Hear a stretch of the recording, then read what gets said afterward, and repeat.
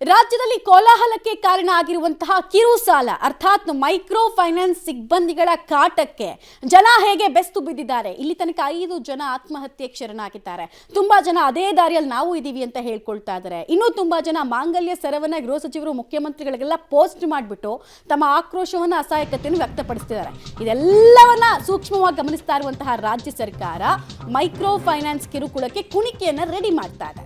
Micro finance ಕಿರುಕುಳಕ್ಕೆ break ಹಾಕೋದಕ್ಕೆ ಸರ್ಕಾರ entry ಕೊಡೋದು ನಿಶ್ಚಿತ ಆಗಿದೆ. ಫೈನಾನ್ಸ್ ಧನದಾಹಿಗಳ ಕಡಿವಾಣಕ್ಕೆ ಹೊಸ ಕಾನೂನು ಜಾರಿಗೆ ಬರುತ್ತಾ?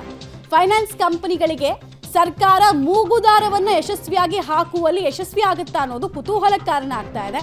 ಪಬ್ಲಿಕ್ ಟಿವಿ ಈ ಕುರಿತಂತೆ ಮೊದಲು ವರದಿಯನ್ನ ನಾವು ಮಾಡಿದ್ವಿ. ವರದಿ ಮಾಡಿ ಅಭಿಯಾನದ ರೂಪದಲ್ಲಿ ಕೇಸ್ ಸ್ಟಡಿಗಳನ್ನ ಆಚೆ ತಂದಿದ್ವಿ.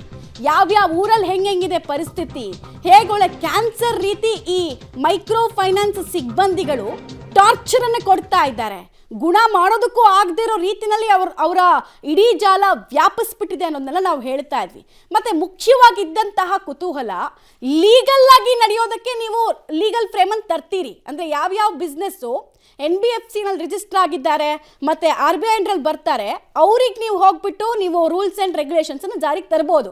ಬಟ್ ಇಲ್ಲೀಗಲ್ ಆಗಿ ಮೀಟರ್ ಬಡ್ಡಿ ದಂಧೆಯನ್ನು ನಡೆಸ್ತಾ ಇದ್ದಾರಲ್ಲ, ಅವರನ್ನು ನೀವು ದಾರಿಗೆ ಹೆಂಗೆ ತರ್ತೀರಪ್ಪ ಅನ್ನೋದು ಒಂದು ಪ್ರಶ್ನೆ ಆಗಿತ್ತು. ಫೈನಲಿ ಸರ್ಕಾರ ಅದಕ್ಕೆಲ್ಲ ಯೋಚನೆ ಮಾಡಿದೆ. ಕರ್ನಾಟಕ ಮೈಕ್ರೋ ಫೈನಾನ್ಷಿಯಲ್ ಟ್ರಾನ್ಸಾಕ್ಷನ್ ಮತ್ತು ಮನಿ ಲಾಂಡ್ರಿಂಗ್ ರೆಗ್ಯುಲೇಷನ್ ತರ್ತೀವಿ ಅಂತ ಹೇಳಿದ್ದಾರೆ. ಸೊ ಕುತೂಹಲ ಇದೆ, ಏನು ಮಾಡ್ತಾರೆ, ಹೆಂಗಿರುತ್ತೆ ಸ್ವರೂಪ ಅಂತ. ಇನ್ನು ರಾಜ್ಯದಲ್ಲಿ ಈ ಮೈಕ್ರೋ ಫೈನಾನ್ಸ್ ಸಿಬ್ಬಂದಿಗಳ ಕಾಟಕ್ಕೆ ಸಂಬಂಧಪಟ್ಟಂತೆ ಇವತ್ತು CM ಸಿದ್ದರಾಮಯ್ಯ ನೇತೃತ್ವದಲ್ಲಿ ಒಂದು ಮಹತ್ವದ ಸಭೆ ಇದೆ. 4 ಇಲಾಖೆಗಳ ಸಚಿವರನ್ನು ಒಳಗೊಂಡಂತೆ ಸಭೆಯನ್ನು ಕರೆದಿದ್ದಾರೆ CM.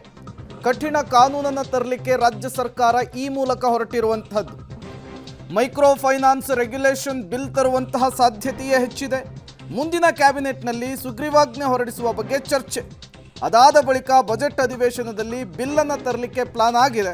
ಇವತ್ತಿನ ಸಭೆಯ ಬಳಿಕ CM ಸಿದ್ದರಾಮಯ್ಯನವರು ಅಧಿಕೃತವಾಗಿ ಮಹತ್ವದ ಘೋಷಣೆಯನ್ನು ಮಾಡುವಂತಹ ಸಾಧ್ಯತೆ ಇದೆ. ರಾಜ್ಯದಲ್ಲಿ ಮೈಕ್ರೋ ಫೈನಾನ್ಸ್ ಸಿಬ್ಬಂದಿಗಳ ಕಾಟ, ಅದರಿಂದ ಜನ ತತ್ತರಿಸ್ತಾ ಇರುವಂತಹ ರೀತಿ, ಅದರ ಜೊತೆಗೆ ಸರ್ಕಾರಕ್ಕೆ ಅವರು ಮಾಡಿಕೊಳ್ತಾ ಇರುವಂತಹ ಮನವಿ ಎಲ್ಲವನ್ನೂ ಕೂಡ ನಾವು ಪಬ್ಲಿಕ್ ಟಿವಿಯ ಅಭಿಯಾನದ ಮೂಲಕ ಸರ್ಕಾರದ ಮುಂದಿಡುವಂತಹ ಕೆಲಸವನ್ನು ಮಾಡಿದ್ವಿ. ಕೊನೆಗೂ ಕೂಡ ಸರ್ಕಾರ ಎಚ್ಚೆತ್ತುಕೊಂಡಿದೆ. ಈ ಪಬ್ಲಿಕ್ ಟಿವಿಯ ನಿರಂತರ ಅಭಿಯಾನದ ನಂತರ ಸರ್ಕಾರ ಅಲರ್ಟ್ ಆಗಿದೆ. ಮೈಕ್ರೋ ಫೈನಾನ್ಸ್ನ ಸಿಬ್ಬಂದಿಗಳ ಆಟಾಟೋಪಕ್ಕೆ, ಹದ್ದು ಮೀರಿ ನಡೆದುಕೊಳ್ತಾ ಇರುವಂತಹ ರೀತಿಗೆ, ಜನರಿಗೆ ಕೊಡ್ತಾ ಇರುವಂತಹ ಚಿತ್ರಹಿಂಸೆಗೆ ಲಂಗು ಲಗಾಮನ್ನು ಹಾಕ್ಲಿಕ್ಕೆ ಮುಂದಾಗ್ತಾ ಇರುವಂಥದ್ದು. ಹಾಗಾದರೆ ಇವತ್ತು CM ನೇತೃತ್ವದಲ್ಲಿ ನಡೀತಾ ಇರುವಂತಹ ಸಭೆಯಲ್ಲಿ ಏನಾಗಬಹುದು? ಮೈಕ್ರೋ ಫೈನಾನ್ಸ್ ಸಂಸ್ಥೆಗಳ ಮೇಲೆ ಕಠಿಣ ಕ್ರಮವನ್ನು ಜಾರಿಗೆ ತರುವಂತಹ ಸಾಧ್ಯತೆ ಇದೆ. ಹಾಲಿ ಇರುವಂತಹ ಕಾನೂನಿಗೆ ಹೆಚ್ಚಿನ ಬಲ ಇಲ್ಲದಂತಹ ಕಾರಣ ಹೊಸ ರೂಲ್ಸನ್ನು, ಹೊಸ ನಿಯಮವನ್ನು, ಹೊಸ ಕಾನೂನನ್ನು ಇವತ್ತು ಅನುಷ್ಠಾನಗೊಳಿಸುವಂತಹ ಸಾಧ್ಯತೆ ಇರುವಂಥದ್ದು. ಈ ಮೂಲಕ ಶತಾಯಗತಾಯ ಫೈನಾನ್ಸ್ ಟಾರ್ಚರನ್ನು ನಿಯಂತ್ರಿಸಲಿಕ್ಕೆ ಸರ್ಕಾರ ಪ್ಲಾನ್ ಮಾಡಿಕೊಂಡಿದೆ. ಮೈಕ್ರೋ ಫೈನಾನ್ಸ್ ರೆಗ್ಯುಲೇಷನ್ ಬಿಲ್ ತರುವಂತಹ ಸಾಧ್ಯತೆಯೂ ಕೂಡ ಹೆಚ್ಚಿದೆ. ಸದ್ಯಕ್ಕೆ ಸುಗ್ರೀವಾಜ್ಞೆಯ ಮೂಲಕ ಜಾರಿಗೆ ತಂದು ಬಳಿಕ ಅದನ್ನು ಮಸೂದೆಯನ್ನಾಗಿ ಜಾರಿಗೆ ತರಲಿಕ್ಕೆ ಈಗ ರಾಜ್ಯ ಸರ್ಕಾರ ಪ್ಲಾನನ್ನು ಮಾಡಿಕೊಂಡಿದೆ.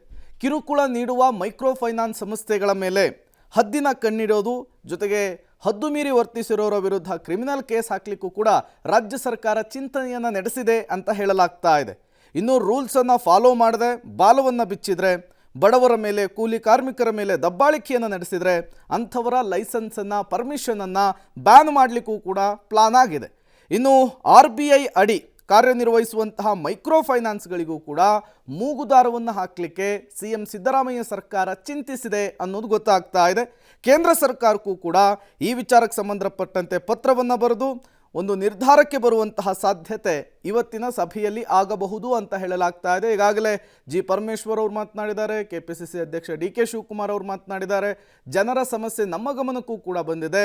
ಈ ಮೈಕ್ರೋ ಫೈನಾನ್ಸ್ ಸಿಬ್ಬಂದಿಗಳ ಹಾವಳಿ ಮಿತಿ ಮೀರಿದೆ, ಎಲ್ಲೇ ಮೀರಿದೆ, ನಾವು ಅದಕ್ಕೆ ಲಂಗು ಲಗಾಮ್ ಹಾಕುವಂತಹ ಕೆಲಸವನ್ನು ಮಾಡಿಯೇ ತೀರ್ತೇವೆ ಅಂತ ಹೇಳಿರೋದ್ರಿಂದ ಸಹಜವಾಗಿಯೇ ಇವತ್ತಿನ ಸಭೆಯ ಮೇಲೆ ಸಾಕಷ್ಟು ನಿರೀಕ್ಷೆಗಳಿದೆ.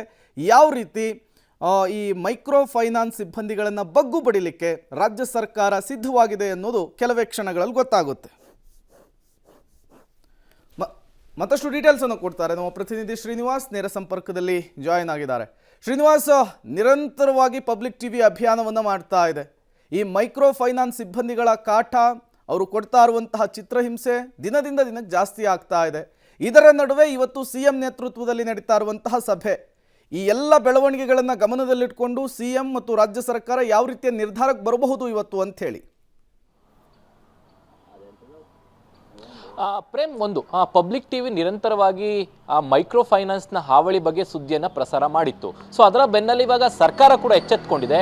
ಈಗಾಗಲೇ ನಿಯಮಗಳು ಮೈಕ್ರೋ ಫೈನಾನ್ಸ್ಗೆ ಸಂಬಂಧಪಟ್ಟಂತೆ ಇದೆ, ಆದರೆ ಅಷ್ಟು ಕಠಿಣವಾಗಿ ಆ ನಿಯಮಗಳು ಇಲ್ಲ ಅನ್ನುವಂಥದ್ದು ಸರ್ಕಾರದ ವಾದ. ಹಾಗಾಗಿನೇ ಇವತ್ತು CM ಸಿದ್ದರಾಮಯ್ಯನವರ ನೇತೃತ್ವದಲ್ಲಿ 11 ಗಂಟೆಗೆ ಸಭೆ ಇದೆ. ಅದರಲ್ಲಿ ಕಂದಾಯ ಸಚಿವರು, ಕಾನೂನು ಇಲಾಖೆ, ಗೃಹ ಇಲಾಖೆ ಸೇರಿದಂತೆ ವಿವಿಧ ಇಲಾಖೆಯ ಸಚಿವರು ಈ ಸಭೆಯಲ್ಲಿ ಭಾಗವಹಿಸ್ತಾರೆ. ನಿನ್ನೆ ಕ್ಯಾಬಿನೆಟ್ ಆದ್ಮೇಲೆ HK ಪಾಟೀಲ್ ಅವರು, ಸಚಿವರಾದಂತಹ HK ಪಾಟೀಲ್ ಅವರು ಅದರ ಒಂದು ಮುನ್ಸೂಚನೆಯನ್ನು ಕೊಟ್ಟಿದ್ದಾರೆ. ಪ್ರಬಲ ಕಾನೂನಿನ ಅವಶ್ಯಕತೆ ಇದೆ ಅನ್ನುವಂಥದ್ದು. ಹಾಗಾಗಿ ಯಾವ ರೀತಿಯಾಗಿ ಮೈಕ್ರೋ ಫೈನಾನ್ಸ್ ಕಿರುಕುಳಗಳನ್ನ ಕಡಿವಾಣ ಹಾಕಬೇಕು ಅನ್ನುವಂಥ ನಿಟ್ಟಿನಲ್ಲಿ ಇವತ್ತು ಸಭೆಯಲ್ಲಿ ಚರ್ಚೆ ಆಗುತ್ತೆ. ಬಹುಶಃ ಇವತ್ತಿನ ಸಭೆಯ ಬಳಿಕ ತತ್ಕ್ಷಣಕ್ಕೆ ಅದನ್ನ ಜಾರಿ ಮಾಡಬೇಕು ಅನ್ನುವಂಥ ನಿಟ್ಟಿನಲ್ಲಿ ಸರ್ಕಾರ ಸುಗ್ರೀವಾಜ್ಞೆ ಹೊರಡಿಸುವಂತ ಸಾಧ್ಯತೆ ಇದೆ. ಅದಾದ ನಂತರ ಮುಂದಿನ ಅಧಿವೇಶನ, ಜಂಟಿ ಅಧಿವೇಶನ ಮತ್ತೆ ಬಜೆಟ್ ಸೆಷನ್ ಏನಿದೆ, ಆ ಒಂದು ಸೆಷನ್ ನಲ್ಲಿ ಬಹುಶಃ ಅದನ್ನ ಕಾನೂನಾಗಿ ಮಾರ್ಪಾಡು ಮಾಡಿ ಬಿಲ್ ಅನ್ನ ಜಾರಿ ತರುವಂತ ಸಾಧ್ಯತೆ ಇದೆ. ತಕ್ಷಣಕ್ಕೆ ಮೈಕ್ರೋ ಫೈನಾನ್ಸ್ ಅವ್ರು ಏನ್ ಕೊಡ್ತಾ ಇದ್ದಾರೆ ಕಿರುಕುಳ, ಅದನ್ನ ತಡೆಗಟ್ಟಬೇಕು ಅನ್ನುವಂಥ ನಿಟ್ಟಿನಲ್ಲಿ ಕಠಿಣ ಕಾನೂನುಗಳನ್ನು ತರುವಂತದ್ದು. ಒಂದ್ ವೇಳೆ ಪದೇ ಪದೇ ಅವ್ರಿಗೆ ಕಿರುಕುಳ ಕೊಟ್ಟರೆ ಅವ್ರ ಮೇಲೆ ಕ್ರಿಮಿನಲ್ ಮೊಕದ್ದಮೆಗಳನ್ನ ದಾಖಲು ಮಾಡುವಂತದ್ದು. ಒಂದ್ ವೇಳೆ ಫೈನಾನ್ಸ್ ಅವ್ರು ಏನಾದ್ರು ಹೆಚ್ಚು ಕಿರುಕುಳನ ಕೊಡ್ತಾ ಪದೇ ಪದೇ ಈ ರೀತಿಯಾಗಿ ಮಾಡಿದ್ರೆ ಅವರ ಲೈಸೆನ್ಸ್ ಅನ್ನ ರದ್ದು ಮಾಡುವಂತದ್ದು. ಹೀಗೆ ಅನೇಕ ಅಂಶಗಳನ್ನ ರಾಜ್ಯ ಸರ್ಕಾರ ಉಲ್ಲೇಖ ಮಾಡುವಂತ ಸಾಧ್ಯತೆ ಇದೆ.